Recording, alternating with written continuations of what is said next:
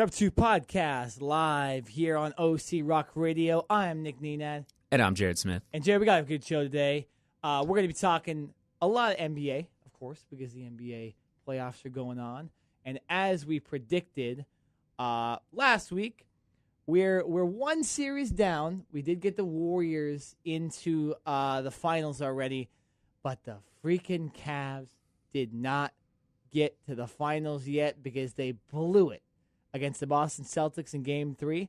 Jared, I know you have some stuff to say about that, so I'll let you start the show today talking about the Cleveland Cavaliers. It's unbelievable. I don't understand it. The Cavaliers going back to Game 3, obviously we are live on a Wednesday morning, so Absolutely. Last night was Game 4, which the Cavaliers won. I'm going back to Sunday evening when it was Game 3, and the Cavs had just come off a 44-point whooping of the Celtics, and it pretty much looked like the Celtics had no hope left. Not only did they get blown out in the first two games at home, they lost their star point guard Isaiah Thomas to, I believe it was a hip injury.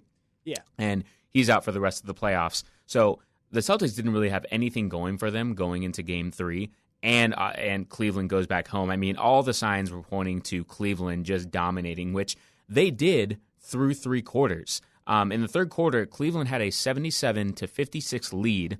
They made 14 three-pointers in the first half. I mean, they just looked dominant. And the Celtics, I mean, it's like they were just deflated. It's like they knew that they were going to lose, and they just had to show up because, they have to earn their paychecks. Well, I don't know what happened to Cleveland because they just stopped playing basketball.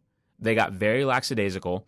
And really, I blame this on the stars of Cleveland. I blame it on LeBron, Kyrie, Kevin Love. I feel like they stopped moving the ball. I understand you want to run clock, and you kind of tone down the offense a little bit, but it doesn't make any sense to me how you blow that big of a lead at home after you have annihilated that same team for the first two games, and you let the Celtics come back. Now, we do have to give credit to Boston because Marcus Smart and, of course, Avery Bradley came up huge and were a big reason why the Celtics were able to come back. So you have to give the Celtics credit for not giving up. But for Cleveland, knowing what they have at stake, knowing that Golden State was more than likely going to sweep the Spurs, and so Golden State now has 9 days off, and Cleveland would have had the opportunity to have 8 days off. I'm baffled by this right now. And, I guess after the end of Game 3, when LeBron was on his way to the press conference room, he was getting heckled by a fan, and apparently he didn't like it. If I was that fan, I would have done the same thing. I would have probably went even harder at LeBron and said, "This is on you guys. You guys lost this game." So listen. They obviously came back last night, and they were actually down by more than 10 points at a point in the third quarter. So I'm not sure. I mean, is Cleveland just kind of holding the reins back a little bit just so they can save their energy for Golden State? I'm not really sure right now because they don't necessarily look like, you're supposed to go into the finals with some type of momentum. And these last two games haven't given me a lot of confidence that Cleveland is going to be able to hold up with Golden State in the NBA Finals. I got to tell you, man, I hate the NBA playoffs. I really do. Because it's been so obvious that it's going to be Warriors and Cavs. And honestly, we were just talking about this right before we started the podcast, I didn't want to talk about the Cavs and Celtics series anymore. I wanted to start looking forward to the Warriors and Cavs. Which we should be doing right now. Yeah, we probably will end up talking No, about I mean, it. if Cleveland would have handled business and swept, we would already be talking about the finals. Absolutely. And that's what they should have done. But you're right.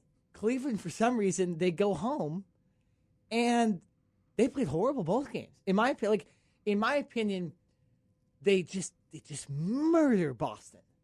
2 straight games, right? 2 games in a row. Boston just done. There's no chance they have in the series anymore. They go back to Cleveland, and now all of a sudden they got a chance. It's like, I don't know, maybe LeBron's pressing, just trying to get the series over with, too quick and it's not working. It's the exact opposite's happening where he's pressing and they're not playing well. I think the only reason they won yesterday was Kyrie stepped up. Oh, yeah. So. Kyrie had a postseason career high 42 points, I believe. Yeah, once again, I say yesterday because we're doing a podcast on live on a Wednesday. If you're listening on demand or on YouTube or something like that, then obviously it might not be yesterday and you might be getting ready for Game 5 right now. This could be an hour before Game 5, but that's not what we are right now. We're 4 games in. They're up 3-1. And I don't know what to think about Cleveland because you're like it just infuriates me because it looked like Cleveland was just they're gonna get to the finals. These finals are gonna be great, and now I'm gonna give the edge to the Warriors a little bit because they're gonna have so many days off. Even a better chance for Steve Kerr to get back on the bench. People still kind of forget about that. That Steve Kerr hasn't been coaching the Warriors, and the Cavs are having to play, and they need more rest than the Warriors. I think we both agreed on that point. So. I don't know. It's just let's get this series over with, Cleveland. We don't want to watch this this Cleveland-Boston series because we all know who's going to win it. I haven't really watched either of the last 2 games because I just assumed Cleveland will win. I did watch more of yesterday's just because they lost the Game 3, and I was like, well, you never know. Boston could make it 2-2 and then actually make the series interesting. But I don't know. It's just I agree with you. This is come on, Cleveland. Step up. I want to ask you, Nick. So in yesterday's game, in Game 4, there was a period, and I forget what quarter it was in, but LeBron had like a breakaway dunk, and he did one of those wind back, and he missed the dunk. And everyone last night and this morning, and when I mean everyone, I mean all of the reporters who are covering this series were coming out and saying LeBron seems tired.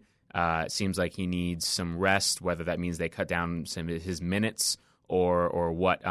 Do you think that LeBron, is tired? Do you think that he needs rest? Or is that even an explanation or an excuse? You know how he could have got rest? By ending this series quicker? That's a good point. No, he just had, 10 days off? They've only played 4 games. It doesn't make sense to me that basketball players would get tired after they took 10 days off and then they've been playing. It's not like they play back-to-backs ever. If, like I've said before, if hockey players can play every other day, basketball players can play every other day. I don't want to compare the two because I've never played super competitive basketball and I don't even know how to skate, so I don't want to compare the two. But I feel like hockey would be a little tougher to play, not back to back, but on consecutive days as far as playing in a playoff series than basketball would, especially since if you have 10 days off too. So I don't think he's tired. I think you could. The only way you could say he's tired is because he's played 7 straight years in the finals or deep into the playoffs. But no, it's one missed dunk. Like I said, I think he's pressing. I think the reason he misses the dunk and does stuff like that is because he's pressing. I think he just wants to end the series quicker. Wants to play the Warriors, and it's just I think it's backfiring a little bit. But that's all. That's one play. Let's not try to base one play off an entire series. I do think that finally it happened because I was waiting for LeBron to miss a dunk because he does do those kind of crazy dunks all the time. Yeah, and it's the same with DeAndre Jordan misses them occasionally too when he does it with the Clippers. So it happens, but I don't want to be up and opposite about it. It's really not even a story. Yeah, no, I don't. I agree with you. I don't think that missed dunk was the reason why he was tired. And you bring up a great point. Cleveland had 10 days off in between this series, so rest should not be a factor at all, nor should it be an excuse. They just flat out didn't come out and finish the game. And if they would have taken care of business, the series will be over, and both Cleveland would be getting ready to face Golden State right now instead of having to travel back to Boston on Thursday, which would be tomorrow, for a Game 5, which I'm pretty sure we're all assuming Cleveland will close out because it looks like, they played a lot better in Boston than they have at home, but you never know. The Celtics have gained a little bit of momentum, like I mentioned before.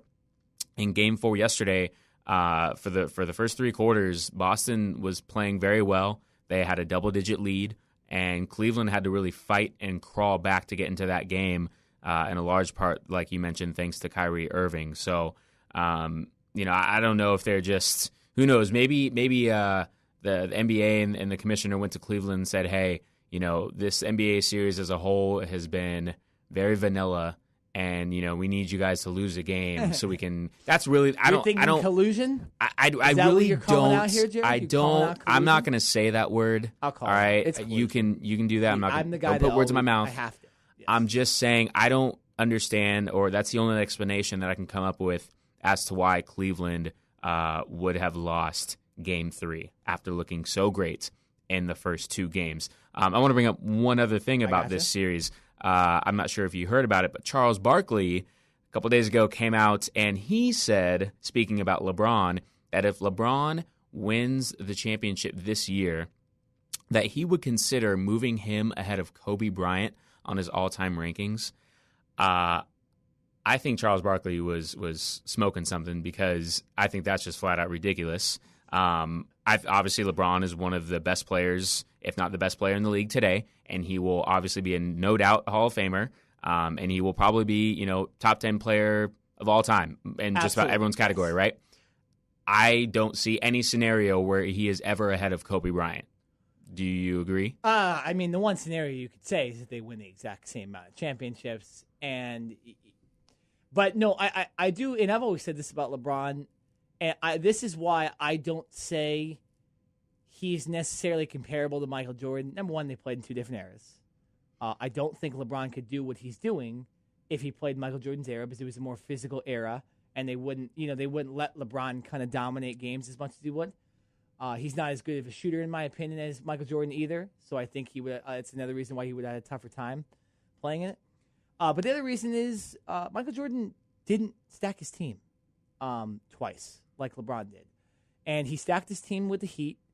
He joined 2 other stars and then added a bunch of really good bench pieces to a team, won 2 titles, and then he did with Cleveland too. Although Kyrie was already in Cleveland, he adds Kevin Love. He's added numerous other guys that have been close to or have been all-stars in their career to their roster. So always, to me, LeBron is never going to be better than Michael Jordan, because he simply had an easier route to get to the finals, and he's also lost in the finals, and Michael Jordan never lost. I hate comparing the two also, though, because I didn't get to see Michael Jordan play. I only got to see him play with the Wizards those last couple of years. So I can't really say I've seen LeBron's entire career, barely seen Michael. I've seen the worst of Michael. So I don't like comparing the two, but if I had to, that's what I would say. As far as a comparison to Kobe, and going back to your question about Barkley, it's the same kind of thing. Whereas Kobe had Shaq, but they dominated. Kobe and the Lakers dominated, I feel like, better teams back in the day than the Cavs and LeBron have. The fact that LeBron can't get through a series with the Celtics without sweeping them, it kind of shows you that that's the way it's been going. The Lakers, when they went 11-0 and they went 15-1, the year, I believe it was 2000, 2001. Trying to remember. I believe so. They've been comparing the two teams a lot because the Warriors and the Cavs both have a chance to do that and tie that record. But I think back in those days, Kobe had help, but it was really just him and Shaq. And then they had complementary pieces that they had built up through the organization. They didn't necessarily go out and sign a bunch of guys. And then the same with when they had Powell and Andrew Bynum. They did trade for Powell, but then they kind of built up the rest of the roster. So I think the one knock on LeBron, the one way I'm going to disagree with Chuck, and I'm going to agree with you on this, is that LeBron has kind of built his teams himself to win a championship, whereas the other guys kind of dealt with what the organization kind of brought them. So I'm going to agree with you. I don't think you could say LeBron is better than Kobe right now. Let's say he wins a couple more championships. I might have to say that LeBron's a little better. But again, all 3 of those guys played in different eras. Even when Kobe played back in the early 2000s, those were different eras than it is now. So I think it's hard to compare all 3 of those guys. And I think you just keep them in their separate categories, along with guys like Magic Johnson and along with guys like Wilt Chamberlain. True. I agree. No, I think you bring up some great points. I think the whole playing in different eras is a huge factor. Absolutely.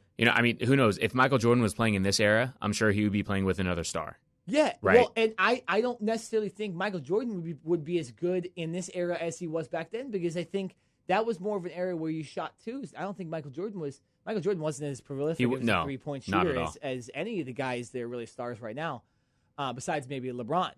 So I don't know. It's hard to compare when you have so many different types of eras. I just like to keep them all in their own lane. Kobe was in his own lane. Michael Jordan was in his own lane. Magic Johnson and now LeBron. LeBron will be the best player from this generation of players. In my opinion, I don't think there's any other guy right now that you could say that's true for. But as far as comparing him to Kobe, I think if you had to compare, you'd have to look at the way he stacked his team and kind of picking and choosing the conference he's played in as well. So it's a tough little comparison there. But so let's take a break, and then on the other side of the break, we're going to talk about the Warriors and Spurs matchup that ended up being a sweep like we predicted, along with some discussion about Manu Ginobili, because this quite possibly could have been his last season in the NBA. Cover 2 podcast. We'll be right back on the other side of this break. And coming in from Manu Ginobili.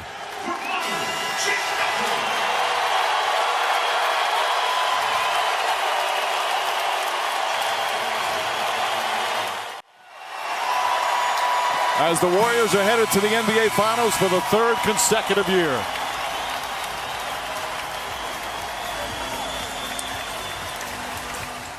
Felicidad, dolor, un poco de tristeza, un poco de, qué sé yo, de emoción. Así que sí, fue raro, pero lindo de vivir.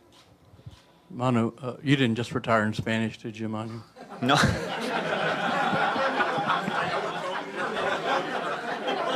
No, I haven't. Just checking. No, I haven't. Just checking. We are back here on the Cover 2 podcast, talking a little NBA playoffs, our second segment of the NBA playoffs. The first segment, we bashed the Cavs and multiple other things about that series between them and the Celtics. And now we're going to talk about the Warriors and Spurs, which was another horrible series. Which is one of the reasons I said I hated the NBA playoffs this year, because it was another sweep, and I didn't watch a single game after game 2. So, Jared, I'll let you analyze the series first. Hand it over. Since I did not watch the last two. If Kawhi ain't playing, I ain't watching. That's kind of how I saw it. Yeah, and that is the main reason why the Spurs were not as competitive, was because Kawhi was out. I know you have an issue with Kawhi not playing because of his ankle injury, and we'll get to that in a moment. But going back to the series, it really came down to two things. Kawhi was not able to play. He played in the first game, and then he re-injured that ankle after he came down on Zaza's foot, which was obviously not intentional. Not intentional, of course. We had that conversation. Yeah, we did. A few podcasts back, but really this was about Golden State's dominance and how well they're playing right now as a team. When you have Stephen Curry, Kevin Durant, Klay Thompson, Draymond Green, all firing on all cylinders, this team is almost unstoppable. So the Spurs, they never backed down, even though they were never really in this series. They had moments where they would make spurts, and they would, get the lead or get the Warriors lead into single digits and try to make it competitive. But at a certain point, when you get into the playoffs, and this goes for any sport, especially professional sports, you need to have your stars play well. So Yes. For the Spurs, without Kawhi, and then when you have Aldridge literally just shooting blanks. LA. That's an interesting way to say that. No, really. I don't mean to say it. I think you know what I mean. It's just for him making like $20 million a year or whatever he's making. Exactly. Yeah. He was horrible in this. He was a ghost. The whole he was year a ghost. He sucked. Yeah, he was not the player that the Spurs brought in. I'm glad the Lakers didn't sign him. When he didn't sign with the Lakers, I was still upset. And to this day, I still am. And the thing is, the reason why it sucks and why it's kind of like unsettling is because of he's a great player. Yeah. He's proven over his years with Portland Trailblazers, and then last year with the Spurs that Exactly. he can He was be good last year, he can be a dominant player. And for him to just not show up, especially when Kawhi is out, and Popovich is pretty much saying, "All right, dude, you are the offensive threat. Like, you are the guy. Like, yeah, they're going to double team you, and there's going to be times where you're going to have to dish the ball out. But, like, you're our number one threat right now. And you're over here not really doing anything. Like, not even doing anything defensively, really. So I think that was really disappointing for the Spurs. Like I said, I never thought that they were going to beat the Warriors in this series, but I thought that the Spurs would have gotten at least one game, especially at home. And so for LaMarcus Aldridge to not play well, and then the Spurs bench really wasn't giving him that extra spark that they did in the last series against the Houston Rockets. Yes. Especially in that closeout game when Kawhi did not play and and the Spurs just blew out the Rockets. It was really because the entire team came to play along with their bench. So, this really just came down to the Warriors being a better overall team, and their stars were healthy, and they came out and shined. So, I don't think anyone is feeling sorry for the Spurs with the amount of success that they have had over the past 20 years. The tide may be changing a little bit. Obviously, was their first year without Tim Duncan. Tony Parker goes out with that season-ending injury. This is more than likely Manu Ginobili's last year, even though he hasn't come out and officially said that. So it's looking like this team is going to have to start finding other stars, or maybe another star to complement Kawhi, because obviously he's your centerpiece. And Popovich, is one of the best coaches at getting the most out of your other role players. But in today's NBA, I think you need another star. And LaMarcus Aldridge this year was not the guy. So I don't know whether he has a coming to Jesus moment or if they need to trade him, but something needs to happen for the Spurs team to get back. Yeah, you put it very well there. That was that was solid. You kind of took a lot of the words out of my mouth. Yeah, but sorry, I didn't mean to. No, totally. I'd rather have you do that than say much nonsense. So, like I say all the time. Yeah, pretty much. Yeah. So I do want to add that I don't think it's fair to blame Pop for this series, because Powell and LA didn't show up this series. Tony Parker got hurt, and Kawhi got hurt.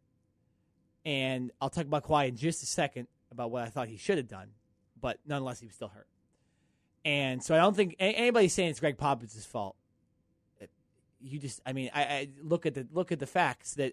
Look who he was playing with. Well, that and it's Powell or at least Marcus Aldridge was a very good player last year in the same system. So it's not like he doesn't know the system, and he just sucked. He just didn't play well at all. So there's nothing you can do about that. Then Parker gets injured, like I said, and then Kawhi gets injured. So no reason to blame Popovich. I just want to get that out of the way because people are blaming Popovich for this, and it's just not his fault. Too much had to go on. But I do want to talk about Kawhi now. And Kawhi, in my opinion, I get that you have an ankle injury, but get on the court. Because your team needed you. Even if you're not 100%, get on the court. And the one example I'm going to say right here, I know Jared wants to say something real quick, is in, I believe it was 1990 or it was late 80s, 1988, was the Lakers versus the Pistons in the finals. This is the Bad Boys versus the Magic Johnson, Kareem Abdul-Jabbar Lakers. Isaiah Thomas, in Game 6 of the finals, injures his ankle severely. Right? Different finals. One was conference finals, one was finals. A little different. Still the same thing. Isaiah played, and not only played in the game, but scored 25 points in a single quarter. So if Isaiah Thomas can do that, Isaiah Thomas and Kawhi Leonard have a lot of the same features to them too, as far as their tenacity to play and their will to get their team over the hump. But if Isaiah can do that, although they lost that game and they ended up not even winning that series, if Isaiah can play with a hurt ankle and score 25 points in a quarter, Kawhi can play one of the game 3 or game 4. Okay? Especially with the technology we have in medicine today. Do anything. Take whatever drugs you got to take to get on the court. I don't care. nobody really does care unless you're a Warriors fan. That's the only people that care. Get Kawhi. Kawhi needs to be on the court, and it just infuriated me that he and the rest of that team kind of threw away that series, because that could have been a really good series. It looked like it was going to be a really good series, especially when Spurs were dominating Game 1, and it just ruined it, and it ruined that entire Western Conference Final. So I'll let you say, because I know you want to say something right after I started talking about Kawhi. I hear you. Yes, but what I disagree with is if Kawhi was not. I understand that he wouldn't have been 100% regardless, but I think there is something to be said for being injured and trying to play and hurting your team. So, of course, he's a competitor, right? Every athlete wants to be out on the court or the field or the ice or wherever, right? Yeah. You're an athlete for a reason. You want to play. You don't want to sit there and ride the bench or be injured. But I think you also have to be level-headed and understand that, okay, maybe I'm injured to the point to where if I go out on that court, I'm going to be hurting my team. I'm not going to be able to run up and down the court. Listen, if we get into a shootout match with the Warriors want to go up and down. The Spurs are obviously more of a team that likes to control the tempo, run half-court offense, and that's great. But if the Warriors get it to their pace and they're going flying up and down, shooting threes, getting alley-oops and layups and stuff like that, Kawhi's not going to be able to run up and down like that. And at that point, all he would be doing is hurting the team. So, like I said, I hear what you're saying, but I think from Kawhi's standpoint and from Popovich and the doctors, the team doctors for the Spurs, their thinking and mindset was, we don't want you to get out there and hurt the team any more than the team is already hurt, right? If you can go out there and you can run up and down and you can still distribute the ball and that type of thing and draw double teams, that's great. But if you're kind of hobbling and we got to take you out every 5 minutes, I don't think that's benefiting the Spurs. And I think it's better to have one of their backups come in who's 100% than have Kawhi go in there at 70%. The only reason I'm going to disagree with you on that is because it didn't work. They didn't win one game without Kawhi. So the backup, I'm looking at this a little bit Monday morning quarterback. If we would have had a podcast, let's say Sunday or Saturday, I would have said the same exact thing. So it sounds a little Monday morning quarterback. But looking back on it, I would rather have an injured Kawhi playing with the type of the will he has. I know he's a lot like, there's guys like LeBron. There's guys like Damian Lillard, Russell Westbrook, and Kawhi Leonard. Guys that they're a different animal when it comes to trying to get their team to win. And I think even though Kawhi is injured or he has an injured ankle, my thing is at least try to play. If he hurts his ankle again, then you understand he's really hurt. But the fact that he never played after he got hurt Game 1, we never got to really find out how injured he was and how maybe if he could help the team, that was the thing that kind of made me mad, was that we didn't even get a chance to see him go out in the court and even try to play. And that was the thing. When you're down when you're down 2-0 and you're down 3-0, just get on the court. I agree with you. I obviously would not want to watch Kawhi get out of the game every 5 minutes and hurt his team. But I would have been okay with if he would just played Game 4 and then he goes, I can't play, and then they go, okay, we tried. Then you understand. But it was just it's that not knowing really how injured he was, and the fact that he got swept is like you could have done something. And I do honestly think the way Kawhi plays defense and the way Kawhi played offense in this playoffs in the last couple of years, I think he could have been better than some of those bench guys. From a fan's standpoint, yes, you are 1,000% correct. And yeah, from I'm the not Spurs. a fan of these teams. No, I know. Obviously, I'm just saying, and I'm not a Spurs fan either. I'm a Kawhi fan. From a fan standpoint, you are correct. From the Spurs organization, they were looking at Kawhi from the long term because they were also maybe they were thinking this too. Okay, we put Kawhi in, and he's obviously not at 100%, but we just let him go because it's the playoffs, right? He tears a ligament in his ankle or something drastic. Yeah. Now, he, instead of spending his offseason training and preparing for next year, he's in therapy and he has surgery. And then he's, you know what I mean? So I think it was just one of those things to where I can't fault the Spurs for doing what they did. They will never, ever, ever come out and say this, but I think in the back of their heads, once Kawhi went down the first time with his original injury, I think they kind of understood that, hey, listen, we don't have the firepower to go up against the Golden State Warriors. So not to say they never, waved the white towel or did anything like that, because obviously they battled hard to the end. But I think they just understood that, hey, listen, it's not worth the risk of potentially losing Kawhi to a more serious injury and not having him for the offseason and getting ready for next year, as opposed to taking that risk. So, I'm not trying to make excuses for this team. I'm just saying I think that they went about it the right way. They've obviously shown that they can win without their multiple stars. But in today's basketball, and especially when you're going up against Golden State, you need stars to play. And like we've mentioned, LaMarcus Aldridge and Pau Gasol weren't able to do it. But also, it's like when you lose your top two ball handlers, when you lose Tony Parker, Absolutely. who's your point guard, and then you lose Kawhi, who's also your second point guard in a sense. Yeah. It's like there's only so much you can do. Manu Ginobili, he usually comes out the bench. Pop started him in the final game, and that was great. And he's another ball handler, but it's like you can only lose so many guys before you're not going to be able to do anything. Yeah, no, exactly. And just to say one more thing, because I definitely want to take the stance that I think Kawhi should have played.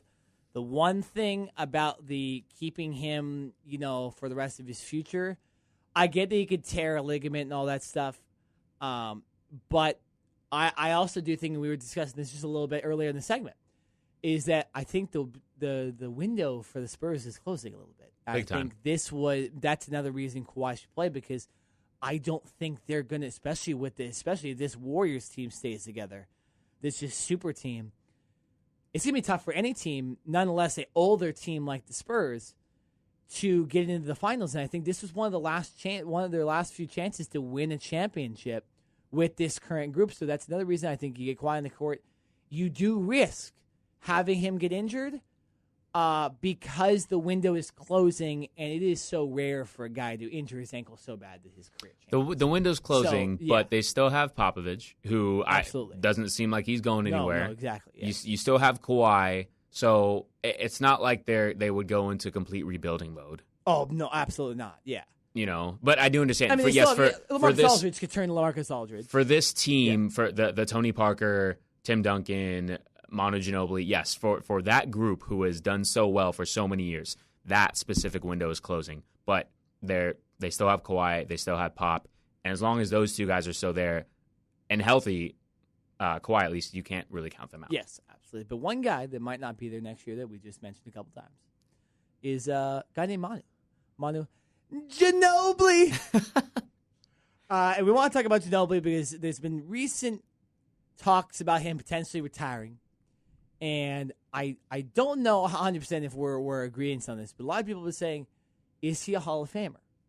I'll straight out say it. Nope. He is not a Hall of Famer. Just because he won 4 titles and he's been on a super team the last couple of years does not mean he should be a Hall of Famer. And I'll give you these stats real quick. Okay? 0 MVP awards. 0 top 5 finishes in the MVP voting. Never made an All-NBA first team or second team. Never made an All-Defensive team or an All-Defensive second team. Won Sixth Man of the Year.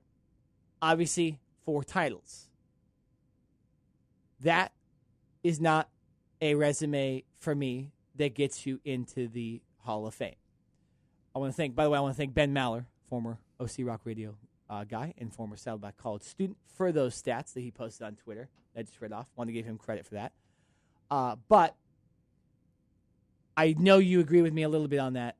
It's hard when the facts are like that. And you mentioned, I didn't even read the his playoff awards and his playoff stats, but they're very similar to his regular season stats. I think he averaged 13 points a game for his career too.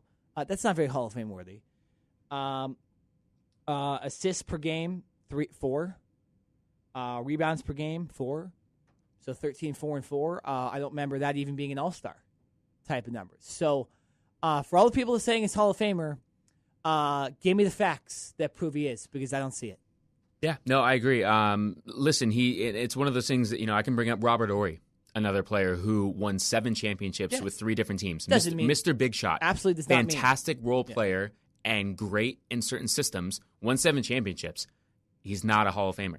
No. And it's the same thing Not with even Manu. close. He was able to come. Now, he's, in my opinion, one of the best international players to ever play in the NBA. That's no question. That's a and different story. That could be a reason he gets in. True. Too. If that is one of the main reasons he gets in, then okay, I could deal with that. Yeah. But his numbers and what you just read off as far as the accolades, know that his numbers do not show that he is worthy of being a Hall of Famer. Like you just mentioned, for the regular season, Manu averaged 13.5 points, just under 4 rebounds a game, and 4 assists.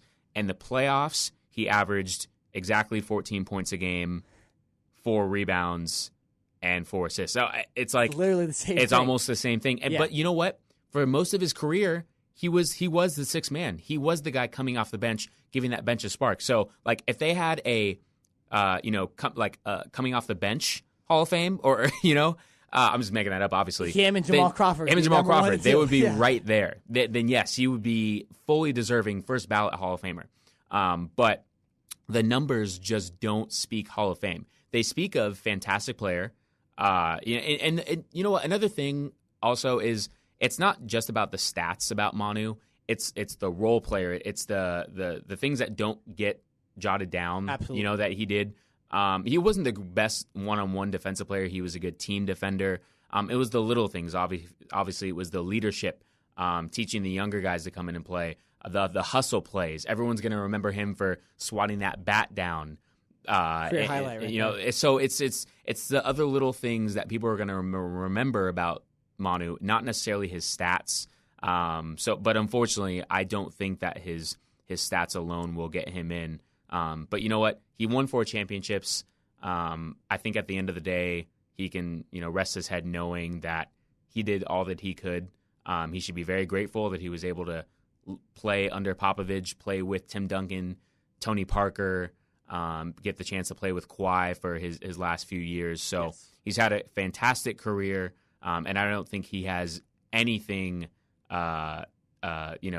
negative to worry about or a reason why he should hang his head down because they didn't win this year. Yeah. He's a great player, just not Hall of Fame worthy. Yeah, he's one of the hardest working players, too, in my opinion. And on the court, you really saw, especially in this playoff series, you really did see why Manu is a special player. I want to compare him really quick to Chase Utley in baseball. Chase Utley, a guy, stats aren't there for Hall of Fame, but with the Dodgers right now, I believe 37, 38 years old, still runs out every ground ball as hard as he can. Ginobili does that as well. Plays as hard as he can when he doesn't have to. And I think that is why people think that he's going to be a Hall of Famer because he plays hard, and that's why I think a lot of people think, oh, Chase Utley could be a Hall of Famer because everybody plays hard. But if your stats don't show it, and you were parts of really good teams, and that was the reason you kind of succeeded, that is where you kind of got to draw the line and say, well, a couple things that went in his favor, and the stats aren't there. Also, is Manu a Hall of Famer if he's been playing with the Hornets his entire career? Probably not. I think his numbers might be a little better because he probably would have started or had more of a significant role. But would he have won 4 championships? Probably not. No. And so a little bit of a sacrifice. Do you sacrifice championships for the numbers? No, never. No. Right? You brought up Robert Horry. That's a great example. Yeah. Guy that's won 7, but made a couple good shots. Was on a couple. He made more than a couple. 3. They called him Mr. Big Shot for a reason. He was good. But Steph Curry makes those pretty much every single game. So. Yeah, okay. I'm just saying. I've seen Curry make the same amount of shots Horry did over his entire career, the last 2 seasons. But, that's what we're just trying to say. Let's not, just because he plays hard and because he was on a team with a legendary coach and a couple legendary players, doesn't mean, and it won a lot of championships, does not mean that he's a Hall of Famer. Robert Horry is a great example, and I'm glad you brought that up. This is a perfect example. So, Manu, great career. Maybe play a couple more, I think he can still play, too. I think what he's going to do this offseason is get away from basketball a little bit. Argentina. Go back home, or you know what, just get away for a couple weeks or a month, evaluate things, spend time with his family, let his body kind of heal and rest up from the long season. Yeah, stay away from bats. And then I think he's going to really evaluate it. I think, obviously, his emotions are still pretty high right now, and he doesn't want to make any rash decisions, which I think is the smart thing. So he's just kind of been deflecting all of the questions by reporters asking him if he is going to retire. So, I could see him coming back because I think he keeps himself in great shape. He was, for the most part, healthy this past year. Yeah. And you know what? I think he might still have that fire burning in him to want to go back and win one more. But for right now, I think he should just, relax, get away from basketball a little bit. And you never know. When the end of the summer comes around and maybe he starts to get that itch again, and he wants to go back and contend and play another year, that could happen. But he could also just say, you know what, I've accomplished what I've wanted to accomplish. I've done everything I can, and that's going to be it. And that would be fine with me as well. Yeah, either way, I'd love to see him on the court again. But if he retires, congratulations, you had a great career. Great career. Not a Hall of Fame career, but a great career. Yeah. Just want to stress that really quick. So we'll take a break. On the other side, this is going to be a fun one, too. An entire NFL edition of Do You Care? Because we had a couple NFL rule changes, a couple NFL stories. We have enough for an entire Do You Care segment. So I know Jared's pumped because I know he's a big football fan. I'm ready to go. He's always ready to talk football. And we haven't talked about football in a long time on this podcast as far as a longer segment. So we're going to be doing Do You Care on the other side of this quick break. Cover 2 podcast coming right back at you. It's now official. It's been approved. It is done. It is now a 10-minute overtime going forward. So this is not news that we didn't expect. Right. Last night somebody said to me, this is happening. And in fact, it has now been passed officially. It is a 10-minute overtime. The owners have approved that.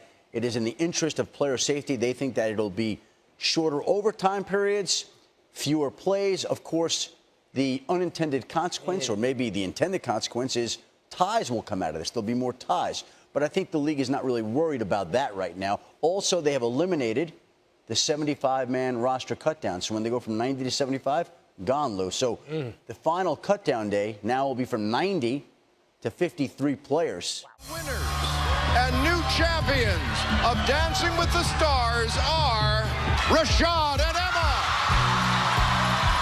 I feel amazing. Like, I feel good, truly. To come on the show, never dance in a day of my life, and just keep on grinding and learning how to dance. Her winning, I'm her biggest fan. Welcome back to the Cover 2 podcast. I'm Jared Smith. Yeah, I'm Nick Nenad. Hey, Nick, guess what it's time for? It's time for a new game, actually. A new game, yeah. That's right. So we're putting a spin on Do You Care Not today. Really a new game. No, a little twist. We are still going to have a portion of the normal Do You Care segment, but Nick and I are also going to have a Do We Care segment. There you go. Yeah, we just care. pulled a fast one on you guys. More important. Because this entire segment will be related to NFL talk, what we're going to do is we're going to have 4 questions related to Do You Care. So Nick and I will ask each other 2 questions each. And then for the second half of the segment, we are each going to give our thoughts about the major rule changes that the NFL just handed down yesterday. So we will get into that in just a moment. If you didn't understand those directions, it's too bad. Just let the game that flow. sucks. We're moving on. Yeah. So I will start with you, Nick. Do you care that Rashad Jennings won Dancing with the Stars? Oh, Jared, I could care less. I wanted David Ross from the Chicago Cubs to win, but it doesn't matter at all. It's Dancing with the Stars. I want to read this quote, but I think I turned off my Twitter, so probably not going to see it anymore. Let me pull it up real quick and let me waste some time here while I pull this up. Mm-hmm. Oh yeah, so this is what Rashad Jennings said on Twitter 12 hours ago. I would never have dreamed I'd be on Dancing with the Stars, much less win the mirror ball.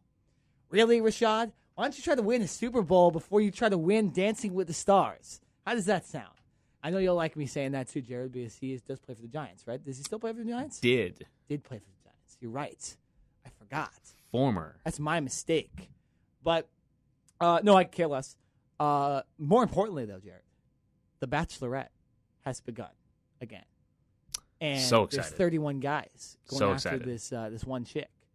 So I'm more interested in that than Dancing with the Stars, especially since there's actually a pro wrestler on the show. I know you know I like pro wrestling. So there actually is a pro wrestler on The Bachelorette. So we will probably talk. I probably will talk about The Bachelorette in some of my final thoughts next couple weeks. So just get ready. I'm ready. Be ready for that. Oh, yeah. But let's move on. Jared, do you care that OBJ, Odell Beckham Jr., has a new shoe deal? No, not really. I mean, that's great for him. And this is actually the richest shoe deal for an NFL player ever. Now, when people think of shoe deals with Nike or Adidas or Under Armour, you think of the $100 million, $200 million deals that LeBron James and Kevin Durant and all these guys are getting. In the NFL, it's a little different because even though NFL players and youth players in college, they do wear the professional players, athletes, they wear their shoes. It's not as big of a brand as, say, basketball is. So, for instance, like Kevin Durant makes about $30 million a year with Nike, to whereas Odell Beckham Jr.'s entire contract is worth $25 million over 5 years. So he's going to make $5 million a year. Now, obviously, that is a load of money for any normal human being, and he will gladly accept that. Now, along with that, he'll have to do certain appearances and other types of endorsement things with Nike. But to make $25 million over 5 years for an endorsement, that's not too bad, along with his contract with the Giants. So good for him. But I mean, I don't really think it's. I think the only thing that this is going to do is this will now propel other star athletes like J.J. Watts and Andrew Luck and the other greats, Cam Newton's. They're gonna want this type of contract, if not a bigger contract now. So I think it's just gonna it's gonna snowball and make the contracts bigger for these NFL players. But other than that, I don't really necessarily think it's a big deal. You sound like you got something to say. We want to stress to any kids listening right now, if you want to make a lot of money doing advertising, play basketball or baseball. Moving on. Moving on. Nick, do you care that Colin Kaepernick is working out for the Seahawks today? Yes, I do, because I actually didn't think they would follow through on this. I believe we talked about this either last week or 2 weeks ago. I didn't think they'd follow through on actually working out Colin Kaepernick. I understand it more because of what's happened with Trevon Boykin and his legal problems. But I still think for Seattle, this still might be a little bit of a distraction that they don't want. They tend to try to stay away from distractions outside of the field. Of course, they have a lot of players that cause distractions on the field. Richard Sherman.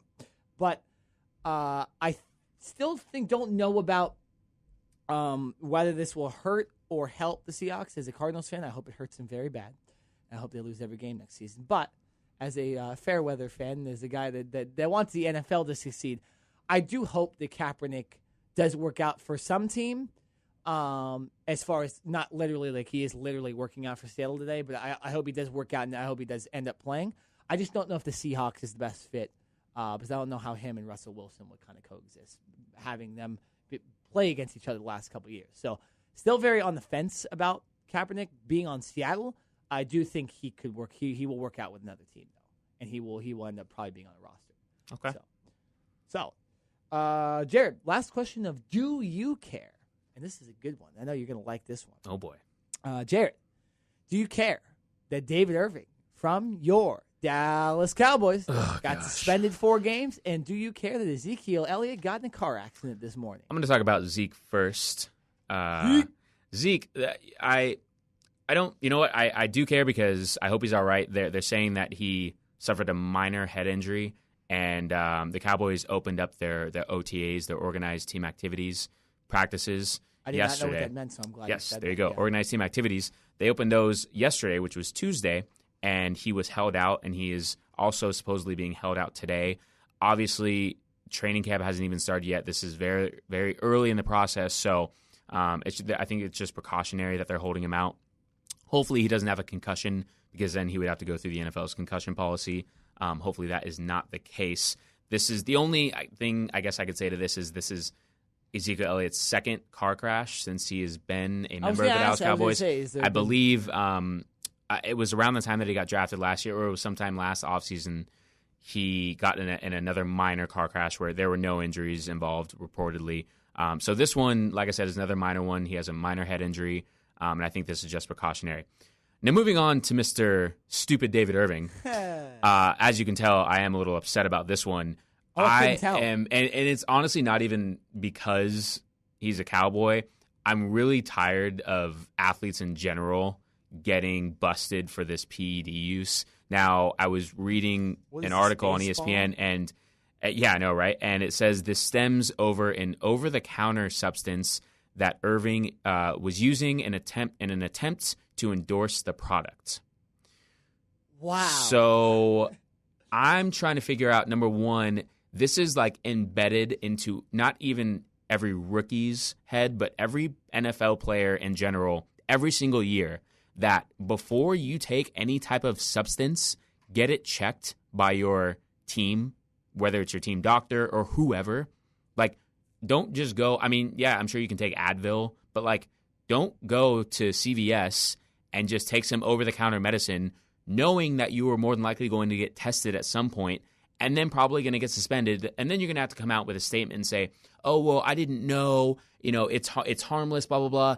At this point, I don't think there's any excuses because the NFL has come out and strictly said that here's a list, even though it may be a long list, and even though the players may not agree with it, those are the rules, and you have to abide by it.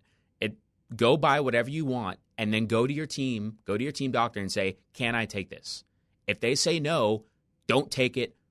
Go find something else. So for David Irving to do this, I'm not really giving him like a benefit of the doubt, like, oh, he didn't know, or oh, it was harmless. Yeah, it may have been harmless, but he should have known to get it checked out first. That's the part that irritates me, plus the fact that he is potentially going to be suspended for 4 games, which he was one of the Cowboys' best defensive ends at the end of last season, and he's a freak. He's like 6'6". He's just a massive human being. So the Cowboys do have a little more depth on their defensive line this year than they did last year. And this is in the appeal process, so this potentially could go down to 3 or 2 games. But it's looking more like he's going to get suspended for at least a period of time, which in the Cowboys' case, they need all the defensive help they can get. So he's an idiot. I'm sorry. I'll tell you this. I hope he's suspended for at least 3 games. Oh, yeah, because Week 3, Monday Night Football, the Dallas Cowboys head to Arizona and play the Cardinals. So you saw right through my I did. I knew there. where you were going with that one. So David Irving, get yourself together. Now he will be able to practice for training camp. He'll be able to play in the preseason games. But if he's suspended for any length of time, once the regular season starts, he will have to then miss those look on the specific bright games. Side. He'd be like Tom Brady and do all that, and then miss 4 games and then win Super Bowl. He better come back and light it up. That's all I'm going to say. You miss 4 games. That's 4 extra weeks that you get to just prepare. You better come out and get double-digit sacks for the season. NFL, at least 3. Yeah, at least 3. So that is the end of the Do You Care segment. Now we are going to transition to Do We Care. I'm actually really excited for this segment. Yes. Nick and I specifically wanted to both talk about these topics. The NFL doesn't often come out with major rule changes. Yes. Every year, the NFL owners get together for their annual meetings, and there's always specific changes. Not necessarily sometimes to the game. Sometimes it's to the way organizations are run, how teams can hire coaches, that type of thing. But this year, there were some significant changes that will be affecting the players and the actual football games. So. Want to jump right into them. Let's start with the least important to the best. I know we want to talk about the one that everyone's kind of talking about. Of course. We'll talk about that last. Okay. I'll let you take the reins first. So let's, for the first one, we're going to go, Jared, do we care that now there's only going to be 1 roster cut down in training camp? I think this is somewhat significant, and it's like, I do care, but I don't. I'll put it to you this way. I think this will give players on the bubble, rookies, undrafted guys, I think it will give them a better chance to showcase themselves. So for those of you who don't know, in years past, in training camp, there were 2 roster cutdowns. Yes. Each NFL team starts training camp with 90 players, and there was a cut down in the middle of training camp that went from 90 to 75. And then right before the regular season began, there was a second cut down that went from 75 to 53. The NFL got rid of the first cut down, so now teams can keep that whole 90 roster all the way up to the regular season. So I think it's good for players because they get to stay in the same system. Let's say they go out and they have a bad game during a preseason or something happens, or maybe they get a little injury, right? And it's not serious, but they may be out for a week. I think it helps them because they can stay in the same system. They can get their treatments or whatever they need, and they might be able to come back and redeem themselves in that following game to whereas in years past, let's say you have a bad game or something like that, that first cut down, you're more than likely going to be cut, right? And then you're going to have to, if you get picked up by another team, then you're behind the 8 ball because now you're having to learn a new playbook, get used to new players, a whole new system, a new city, So I think in that sense, this is a good thing for the players.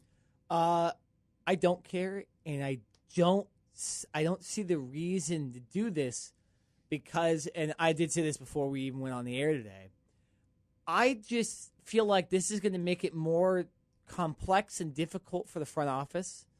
And I was saying this also. How many of those 75 to 90 guys on the roster really are NFL players? Or are they just college players that are trying to make the NFL? Because there is a big difference. I feel like even with 75 guys on a team, I still think that's a little much anyways, but to have in training camp. But how many of those guys are really NFL players? Maybe you find one diamond in the rough. I don't see the reason to continue to add 15 more players to a roster during training camp. I think it makes it more difficult for the coaches to really see certain guys, and they're more looking at other guys. I just think it'll be more difficult for the front office and the coaching staff. Great for the players, obviously. They're coming out of college, and I feel like this will actually make more players come out and go to the NFL because now they know, well, maybe if I don't even get drafted, I'm still going to be with the team and be able to prove myself in the entire preseason or most of the preseason too. So I just don't. I think this is making it a little more difficult. I didn't see a reason to do this. I do kind of want to read about why the explanation is that they added the roster. I just don't see the reason to make it so difficult. It's already hard enough for these guys to cut all these guys and especially some of these rookies and stuff. Now they got to cut like 15 more. That's tough for the organizations that already have to do a pretty tough deal during this training camp. So, moving on to the second rule change, teams will now be allowed to bring back 2 players from injured reserve. In years past, it was just 1 player. So if a player gets injured during the regular season or the preseason, teams can put him on injured reserve, which means that he has to be out for a certain length of time. And once that 6 or 8 week period is up, if he's healthy enough, the team can bring him back to the active roster. Now teams will be allowed to do that with 2 players. So if you have a star player or one of your role players who plays a lot, he gets nicked up or he's out for a month or so, you can now bring him back along with someone else. So I think this is a good rule. It's only going to bring back better players and help teams overall. I don't know why teams or the NFL didn't do this sooner. But yeah, no, I definitely, especially for the when you get into later in the season, when more injuries happen, I think this is definitely going to benefit teams and players. Love it. I love this rule. I care a lot because Cardinals last couple of years had been kind of screwed by this rule a little bit, where they had a lineman go down and then they had like a big offensive player go down, and you had to pick one, and it sucks. I just do it like every other sport. If a guy goes on the IR and he's ready to play, let him come off. I don't understand why they even have that rule where they have, if a guy goes to IR and now it's 2 players, you can only bring 2 of them back, even if 3 of them can come out. Just let them, let all of them come back. I don't see unless it's a concussion or something like that. Maybe that's a little different. I think this is the NFL being a little gun shy with letting guys come off injuries and stuff. But I do love that they changed it to 2 because that's better. I do believe that they should really just do it kind of unlimited or make it 5 or 6. I agree, and I think my reasoning is because these guys are still getting paid. Yeah. Now every contract is different, and I'm sure the contracts are made out to where if a player gets injured, maybe they don't get 100% of their contract or whatever the case may be. But these guys the teams are still having to pay the players. That's a great point. So, if I'm a coach or if I'm an owner, I'm going to say, hey, if I have 3 guys go down unexpectedly and I'm still paying them, I want to bring my guys back and let them play if they're healthy and ready to go. The NFL just they're stingy. They're very stingy, and they just try to control too much, in my opinion. I agree. And I'm glad a lot of these rule changes too are them improving on that too, especially with the last one we're going to talk about. But you make a great point there. If you're paying players, let them play. Like, let the teams do what they need to do to be the best. I think this is honestly how this creates teams like the Patriots, where they win a bunch, and all these teams are kind of winning a lot. Is that they know how to manipulate that certain system, and then they end up winning. Whereas a team like the Cardinals or even the Cowboys, we lose certain amounts of certain players that we need, and the stupid IR rule screws us over.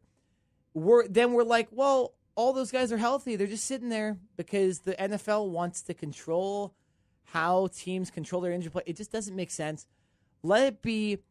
I can understand making a limit because, of course, if a team has too many injuries, maybe there's some insider that maybe they're doing in practice that's wrong. I say make it 5 or 6. Obviously, if you have 7 or 8 guys that get injured during a year long term, there's probably something wrong with your team, not necessarily the just football. I think make it like 5 or 6. I do like that they're improving, but Could be better. NFL, stay off the team's back. Let them do it. You're already affecting how they pay their players, and you have a really stingy salary cap and stuff. Don't make teams pay players $20 million and then have them sit out. I agree. So, doesn't make a lot of sense. Jared, do we care that the overtime in the NFL has been changed from 15 minutes to 10 minutes? I do not really care. I do like having overtime. I'm not a fan of ties, but ties suck. They do, but my thing is, from the overtime games that I've watched recently, and there's not that many of them, obviously, teams, it's just you seem to be a little more gun shy in the beginning. It's kind of like you're starting the game over in a sense, right? Yeah. So usually you come out and you want to feel the other team out. What are they going to do? So you might be a little hesitant, and then once the clock starts to go down and you only have 3 minutes left, then it's like, all right, now we're going to start taking shots, or now we're going to start to gamble a little more. So not to say, I don't know, maybe it goes down to 5 minutes or something. This also has to do with injuries and that type of thing. I was reading an article. I'm trying to look on who it was, but they were saying that another reasoning why this was dropped down from 15 minutes to 10 minutes was because, let's say you're playing on a Sunday, whether it's a day game or a night game, and the game goes into overtime, right? And it goes for 15 minutes. Yeah. And then you have to play on Thursday again. That, I think, if anything, as much as I love football, and I would love to see football every day, obviously, I think the Thursday night games are horrible. They suck. And they suck because players are not ready to play. If you've ever played football before, now obviously neither of us have ever played in the pros, so we don't understand that aspect. But I played in high school and a little bit in college. After you play, it's a physical sport. It takes a couple days at least to get your body ready to go again. So to have to play on a Sunday and then only get 3 days of rest and have to prepare for another team and then play again 3 days later, I think that's a little much. So, and then have to go into overtime and extend it. I think it's a little much. So if anything, I think the NFL needs to get rid of these Thursday night games, which they're not going to do because it's a money thing. And as long as the NFL is making money from it, they will continue to do it. But I like them shortening it. Put it at 5 minutes or something like that. Let them. But then, what happens? 5 minutes goes and there's a tie. Well, I have a solution for the Thursday night game. Okay. Real quick. And it might be difficult to do, but I think you could do it. Thursday night games, just simply have the teams that are playing Thursday night have byes the week before. So they have be 10 days off. And then they're kind of playing, and you do it for every team, or every team that plays on Thursday night. It doesn't really matter. But so then you have a team playing Sunday. They get the next Sunday off, and they just play 3 days later than everybody else. that week. They just get 3 more days off. And so I think that's the way you do it. So it's almost like a little bit of a break. It's almost like a bye, a little bit of a second bye. I think it could help a lot of teams too. But you just coordinate it through the schedule. I understand it's a money thing, so the NFL is going to keep it. So I think the way you fix it is just to not have a team play Sunday night and then play Thursday night. Have them have their bye week, or have them play Monday Night Football the week before, and then wait till Thursday. I think that's the easy way to change it. As far as the overtime goes, and I don't care about the rule change. This is another one where I kind of have my own opinion of what they should do. I've always been they shouldn't tie. First of all, I think if they want to keep the current rule where they have the 10 minutes of sudden death, minus field goals being made in the first possession, I say if you go 10 minutes, field goals until someone wins, like a shootout in hockey, where you have the field goal, not where the field goal kicker's sitting out there by himself, but they have them kicking field goals from, just start at 40, whatever, make it even difficult. And then move it back 5 yards. Move it back 5 yards every single time until someone misses, because someone's going to miss. And that's a way easier way and a less taxing way. It's one play at a time compared to, 15 minutes of, and then we tied. And then I've never thought about it that way. That's interesting. It'd be hard to do too, because it wouldn't be hard to do. It's just I feel like the NFL doesn't want to make it kind of hokey at the end, but it's like, well, hockey isn't hokey because of the shootout. But then the thing is with hockey, the star players are deciding the game. So whereas in the NFL, it's like you don't have Tom Brady deciding the end of the game. You have but they should have done it in the first 70 minutes of the game. That's where I agree with you. So it's like if the Stars couldn't get it done, then it comes down to the field goal kicker, and then it makes the field goal kicker a lot more important too. Yeah. So that's where I agree with you, because everyone always says, oh well, overtime, it shouldn't be a tie, or you should give them extra time. Well, maybe the Stars during the regular period of the game should have done their jobs. Yeah, step and up. overtime would have never happened. Exactly. I am totally in agreement with you on that. And the more that I think about it in this short period of time, I actually kind of like that kicker rule. I would start it at like the 35. Make it difficult to begin with, so it doesn't go long. Oh, not at all. Start it at the 35 and then move it back 5 yards. Someone's missing the 60. The way that these extra points are getting missed, someone's going to miss the 40. Someone's missing the first one. Yeah, someone's missing the 35 or the 40. So I just think that's the easier way. And then the other one you do, I think this might be a little tough because the NFL, in my opinion, plays a lot harder than college. You do the college rule where you start from the 25. That I don't like as much. I don't even like that as much for college. No, I do like I'm sudden death. I'm not really a fan of that. I do like sudden death a lot better. But I just think, 10 minutes or whatever, 5 minutes, and then go into field goals. It may turn, and I think the reason you keep it at 10 minutes is so teams actually try to score and don't try to just go into overtime or go into this shootout style. Like hockey had to change the rule from 5-on-5 in overtime to 3-on-3 to make it so that teams wanted to end it in overtime, didn't want to just go into shootouts because they felt like their goalie was good or something like that. So I think football, you keep 10 minutes, you go into the field goal kicking competition, the field goal shootout, and it's less taxing on the players. More of the game's just going to end. More excitement for the fans, because how insane would that be? And I'm not saying in the playoffs, it's different.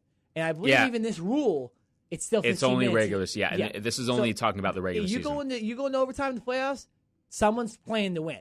You're going 15 minutes to sudden death. And if teams can't score for 2 quarters, that's their problem, not the NFL's. So I think for the playoffs, obviously it needs to stay the same. For the regular season, though, make it so there's no ties. Make it so teams actually have to win the game, because I'm getting sick of these ties determining certain teams making the playoffs. Because it has, last couple of years, a lot of teams, they're 8-7-1 or 7-8-1 or on the cusp of winning their division. Those ties come into play. And it sucks. I don't like that. I don't like ties determining. So ties are for soccer. Keep them in soccer. The American sports, keep those the same. You know what I'm saying? Keep those. Let's have a winner. Okay, we want more excitement. So I don't care about them necessarily changing the rule, because I think it should be changed. Got it. Go ahead. You lead the last one. Last one. Nick, do we care that the league is loosening its restrictions on celebrations? Yes, we do. Yes. Yes, we do. Good job, NFL and Roger Goodell. This is great because they're letting the celebrations. They're going to let the celebrations go on. They were getting way too protective last couple of years with these celebrations. We're going to be able to see Antonio Brown twerk after a TD. You won't actually. What? You won't. So Unbelievable. There are restrictions. NFL. There are restrictions. Oh man, to, I knew there was a catch. There was always a catch. There are restrictions. So the NFL will still penalize players for dances that they deem too sexy. Oh, come on, man. So Antonio Brown's twerking, Entertainment, Michael let's go. Bennett's pelvic thrusts, those are still going to be out.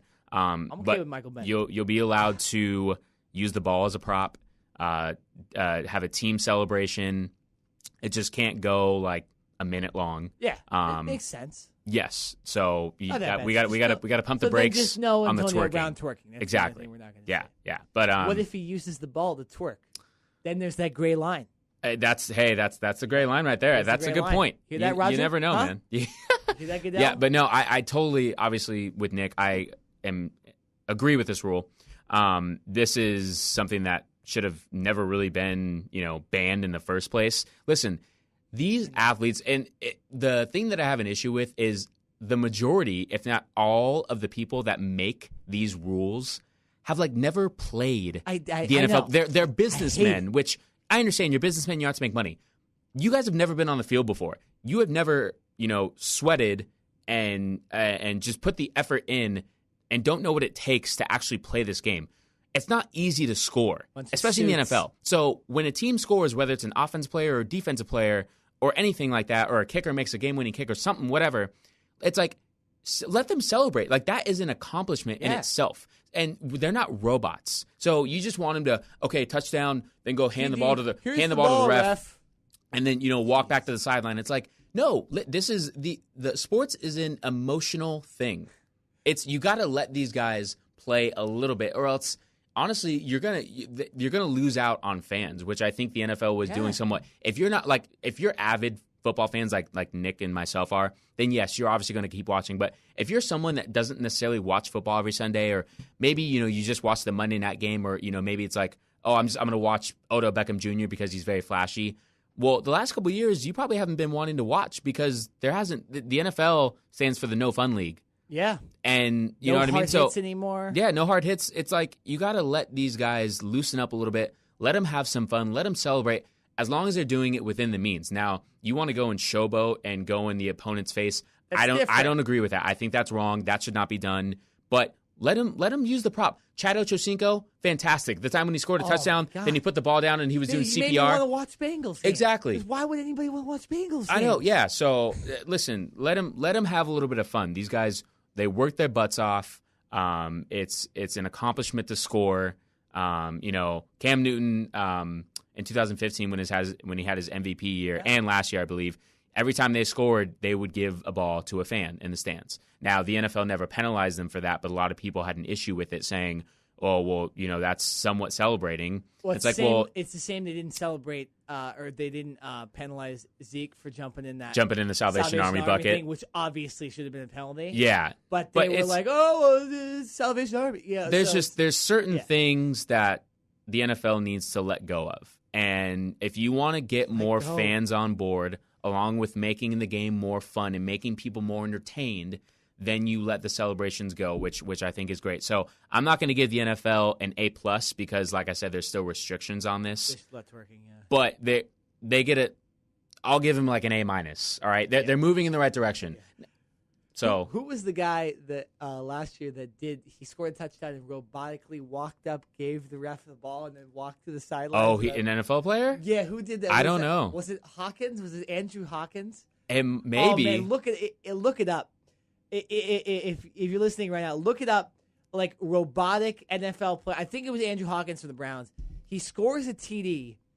Robotically walks to the referee, hands him the ball, then robotically walks back to the sideline in defiance of the celebration. That's perfect. I would have done the same thing. And it was so funny because it was that's what they want him to do. Yeah. And so the other thing is they don't penalize defensive players for celebrating after sacks, but they celebrate touchdowns. Exactly. It's so biased. It's it is. It's so weird. Calais Campbell can act like he hit a home run after every single sack, but Antonio Brown can't twerk, and it doesn't make any. It's so weird. Yeah. So I love that they're changing it, but they do need to be more lenient and let the big hits come back.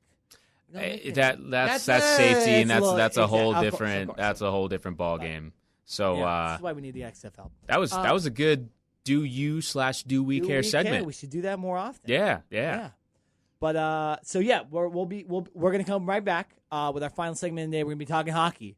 Unfortunately, the team we were rooting for just got eliminated. So we're gonna roast them, and we're gonna talk about them, and we're gonna talk about the Game 7 that's gonna happen in the other series. I don't want to give away what's going on, just in case you don't know.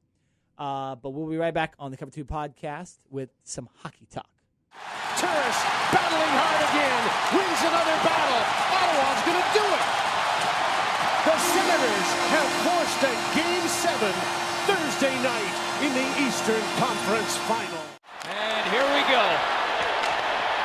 Puck fired down. It's towards an empty net, and that is it. And the Nashville Predators are Western Conference champions. They are off to the Stanley Cup Final for the first time in franchise history. Welcome back to the Cover 2 podcast, live from Saddleback College in the OC Rock Radio Studio. Once again, I'm Nick Nenad. And I'm Jared Smith. And this is the final segment of the podcast. It's been a good podcast so far.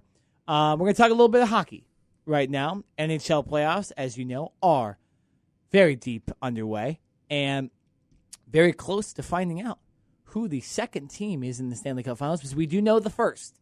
And for the first time ever, the Nashville Predators have made it to the Stanley Cup Finals, much to the chagrin of Jared and I, who were rooting not only for the Ducks to make it because we are fans from Orange County, but because in our brackets we both picked Anaheim and Pittsburgh to get in, and Pittsburgh also has a chance as well. We'll get to them in a second. But I want to talk a little bit about the Ducks, just because they get so close. It seems like every single year, and they just cannot get over that hump, and they haven't been able to get over the Nashville Predators hump for 2 years. So I want to get your thoughts on it first about Ducks losing in Game 6 to the Predators. Yeah, it's like, you think they get over the hump in round 2 against Edmonton. They win Game 7 at home, and you're kind of like, all right, they got that monkey off their back. The last, 4 or 5 years, they lost Game 7. Lost Game 7s. And then they go into this series, lose Game 1 at home, come back and win Game 2. I believe they won Game 3 as well, correct? Yeah. And it's just... No, they lost Game 3. Or they lost Game 3. Yeah. Okay, I'm sorry. Won Game 4. In this series, I never felt that they had a grasp or a real grip on the Predators.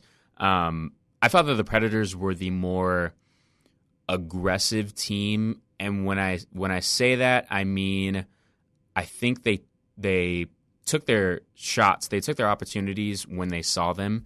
The Ducks might have been the more physical team, but up until the last game where the Ducks insanely outshot the Predators. I believe it was the Ducks had 41 shots and the Predators only had 18. And yet the score was 6-3, just ridiculous. So, but Pecorine was lights out. He's not only been, in my opinion, the best goalie in this playoffs, I think he's been one of the best players.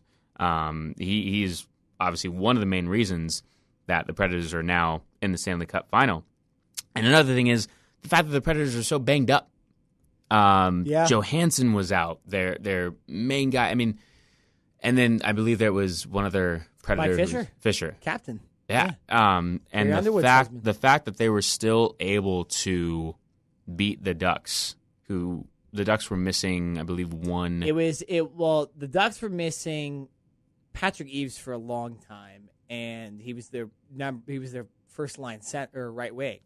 And then the guy that was playing right wing on the first line, not for him, but it moved up, was Ricard Raquel, and Ricard Raquel got hurt too. So they were missing two wings, and you could definitely see that was affecting them later in the series when Raquel got out of the lineup because they lost both games. He was gone. It just didn't seem like they had as much firepower on offense. But still, you take out Ryan Johansson, who's literally their best offensive player on Nashville, and Mike Fisher, who's their best faceoff guy and their captain, and you still lose both games, nothing to blame but themselves. No, not at all. Ducks did lose John Gibson for Game 6, but I don't think that mattered because I don't think that the goaltending was the reason they lost. The problem with the Ducks is they outplayed Nashville in Game 6. Absolutely outplayed. They made 2 errors in the first period that got them down 2-0. They made a furious comeback after being down 3-1 at one point and tied it 3-3, and then let in a late goal, which they had done a lot in the playoffs. I don't want to put any blame on Jonathan Bernier because it's hard when you've never started in the NHL. That was his first postseason start. He had played in the playoffs earlier this season, but it was the first round against Calgary, and then he came in against that slaughter of a game against Edmonton in Game 6, where the Ducks lost like 7-1. But I think that's why you don't put yourself in the situation to lose the series, because that can happen. The Ducks needed to win Game 5. They let a late goal, and they lost. And I think it was just I'm trying to find the words, but it was that too many times they thought they could just come back and win, and eventually they shot themselves in the foot too many times. And it sucks because I do believe these teams were pretty even. I do believe Nashville was the better team if everyone's healthy. Just because the goaltender's better. And Nashville's defense, in my opinion, is the best in the league. So if they're fully healthy, then you're automatically going to have advantage, and that's what they had. Rinne has been the best goalie in the playoffs so far and probably will win the Conn Smythe if they end up winning the Stanley Cup. The Conn Smythe is the MVP of the playoffs. But so that I do believe Nashville was a better team going in, but it was a crapshoot, and that's why it went Nashville wins Game 1, Ducks win Game 2. Nashville wins Game 3, Ducks win Game 4. Nashville wins Game 5, and then Nashville gets, I don't want to say lucky, but has a couple bounces, takes advantage of a couple turnovers, and wins the game. 6-3 was because of the empty net goals. Not necessarily, that's not what the score was. It was really 4-3. Really 4-3, however you want to say it. But it's disappointing because the Ducks had it this year. They had the talent, and I don't want to blame injuries because Nashville had injuries too. They were missing one of their defensemen. They were missing 2 of their centers. Ducks were missing 2 wings and their goaltender. So pretty even trade-off, you'd say to me. So yeah, no, for me in this series, I think one of the things that was so disappointing was the fact that it felt, not in every game, but in the majority of the games, it felt like the Ducks had to play from behind a lot. That's what I'm saying. They would kept putting themselves in the hole. And obviously in Game 6, you go down early 2-0. It's like it's tough to always come back like that. Like they've had a lot of comeback wins this season, and they've been very resilient. But to always put yourself in that type of hole is, listen, you're not always going to come out on top. And to have to keep digging and clawing and fighting like that. Now, they didn't give up, especially in Game 6, and they did a great job of coming back and even leading at a certain point 3-2. No, they were never leading. They never lead? They did tie. Okay, I'm thinking about another game. I'm sorry. You're thinking Game 5. They tied. Yeah. But like I said, they never gave up, and the fact that they came back and tied was great. But to still, take away one of those early goals, and they would have been up 3-2, right? It's just the fact that they always had to come from behind was that their turnovers and their defense wasn't where it needed to be. Yeah, it just sucks because they were the better team Game 6. They should have won Game 6. They scored 3 goals against Pekka Rinne, which more than likely should get you a win because Pekka Rinne, like I said, is the best goalie in the league right now because he's the only one left in the playoffs, and he's played really well. He seemed like he was on his Game 6, and the Ducks still got 3 goals past him. So they should have won, but that's why you don't put yourself against the hole. And the Ducks, like you're saying, too many times not only put themselves in the hole in a series, but put themselves in the hole literally almost in every single game of that Nashville series. So disappointing, but good for Nashville. I mean, first time ever. That crowd is the best crowd in hockey right now in Nashville. That's going to be fun no matter who they end up playing in the finals. And we'll get to the next series in a second because it's not over yet. We don't know who they're going to play. We're recording Wednesday, so you might know if you're listening to the podcast Friday who is going to the Stanley Cup. We don't know yet. But so disappointing, good for Nashville. We will more than likely, I believe the Stanley Cup starts the 29th. Do you know what day that is, the 29th? The 29th. Sunday or Monday, I think. No matter what. 29th is a Monday. Okay, so. That is actually Memorial Day. Yeah, so we will definitely go over more of the Stanley Cup final matchup in our next podcast. We'll kind of focus on what's been going on this past week. But good for Nashville. Let's move on. Pittsburgh and Ottawa going to a Game 7. This is a series I didn't think would go to 7 games. I thought Pittsburgh would win this in 5 or 6, and Ottawa just stays in it even after being down 3-2. They took advantage of being at home. They won last night 2-1, taking advantage of just a couple opportunities in that game, and they're going to Game 7. And it's interesting because I don't know who to pick for Game 7. It's tough because with the Penguins, you have them not knowing who to play goalie in Matt Murray and Marc-Andre Fleury. They have Matt Murray in now. Could see Fleury go back in. Not sure. Haven't read too much about what they're doing on that end. But after Pittsburgh just romps them 7-0, you'd think Pittsburgh would just kind of want to end the series, right? But they didn't. They end up, if you didn't know, Pittsburgh won Game 5 7-0. 7 goals to 0. And then they lose 2-1 in Ottawa. But there's just a lot of questions. Will Schultz and Hornquist come back? They could. I think that could help Pittsburgh. Obviously, they need to figure out which goalie's best. Murray didn't play bad, but you never know if his confidence is there. And the Senators, they don't have as good a talent, but they could fight. And this is one of those situations like we're talking about. Pittsburgh has put themselves in a hole now to lose this series when they should have won it earlier. And you never know. A couple bounces, and it could go Ottawa's way. Jared, who do you have winning the series, and do you have any thoughts on why certain teams will win the series? I'm going to go with my original pick, Pittsburgh. And it's mainly because they're at home. Like you mentioned, this series it's kind of been up and down. I mean, Game 5, Senators get shut out 7-0. And it's like, all right, well, this series looks like it's over. This doesn't look like the Senators have much left. Then they come back and they have a great gutty Game 6 performance, and they push this series to a Game 7. In hockey, and I think you can attest to this more than I could, but I'm not sure how much home ice, is it really a factor to teams? I don't think it is as much of a factor as it is in other sports. Yeah, it's tough because I think Nashville definitely used their crowd for a couple segments there to kind of dominate the Ducks, although the crowd really had nothing to do with the end of the game. It definitely will affect you. I don't think it affects you too much compared to, say, football, where a crowd is literally yelling at the top of their lungs when you're on offense, if you're the opposing team. Or even basketball, where momentum really can, Golden State's crowd really does help the Warriors and really put teams down. If you are in the Oracle Arena and Golden State is on an 18-0 run, they're on an 18-0 run, and you need to step it up.